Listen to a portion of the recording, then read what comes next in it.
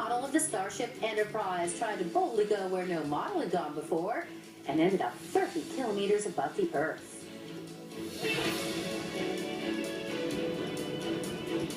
From CTV News, this is Canada AM with Beverly Thompson and Marcy Ian. Also ahead, a Toronto area man launched a model of the Starship Enterprise strapped to a weather balloon. The model was equipped with 2 cameras and shot some amazing video of its ascent 30 kilometers above the Earth. We'll find out how long it took him to launch the model and how far he had to go to retrieve it. And the model is here. So yeah, it's here. So now over to Jeff for a closer look at the Star Trek Enterprise balloon launch. All right, thank you, Bevan. Remember yesterday I told you didn't have to wait to the weekend to see Star Trek Into Darkness, to see the Spaceship Enterprise in space, because we showed you this video. A Toronto couple launched a Star Trek model 30 kilometers above the Earth. It was powered by a weather balloon and came equipped with 2 GoPro cameras. Steve Schneer is the guy behind this. Nice to see you this morning. How are you? You know, you brought the whole apparatus, and I got to say right off, I'm stunned at how small the Spaceship Enterprise looks when it's back here on Earth. I know, it was very small, it was very light in order to get it up there. Okay, so why do this quickly? Why do this? It's one of those things on my list of things that it's a want to bucket list do. thing. Yeah. Okay. So you mounted the 2 GoPros. That's right. And then you got and back here you had where? There was a GPS transponder there. Okay. So we knew where it was. Over here in this corner is our flight computer, and that tells us the altitude, the velocity that it was traveling. So that's how you knew that you went almost 30 kilometers into space. That's right. And of course you used a weather balloon company out of the United States. Is this the exact balloon?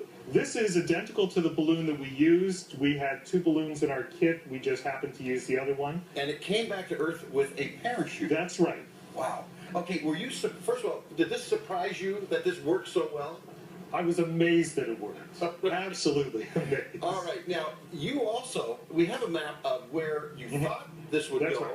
and where it ended up going. Yes. So where did you launch, and where did you think it would go? We launched from Stayner. Right. We assumed it was going to travel to Innisfil, between Innisfil and Stouffville. So to the southeast. That's correct. And it went? I failed math, so it went northwest. Right. Yes. Now, it's interesting. Tell me about where this came back to Earth. I mean, this fell 100,000 meters. I mean, how did it descend?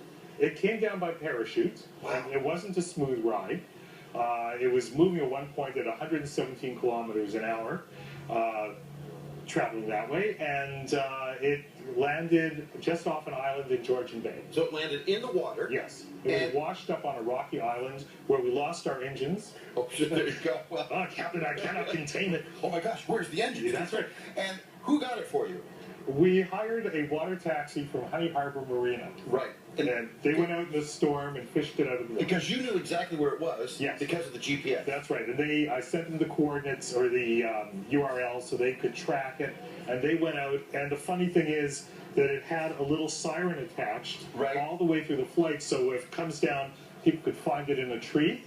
I got up to Honey Harbor 2 days later. The siren was still, and they didn't unplug it. Now, when you launch this thing, what about things like going through jetways or, did you have to how do you get permission for this? I contacted the Ministry of Transport. We were extremely careful in dealing with that.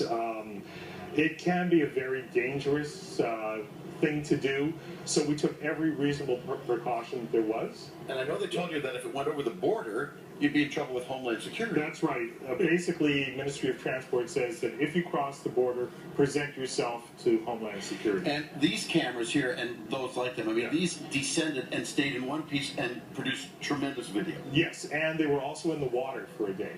How long did it take you to get to 30 kilometers up? It should have taken about an hour and a half to 2 hours. I did something wrong. Again, the math. And it took about 3 hours. And to come down? To come down, I believe it took about an hour. An hour. Yes. This is absolutely fascinating. Steve, thanks for sharing Thank you with us this morning. Thank you. All right, we'll be back with more. Stay with us.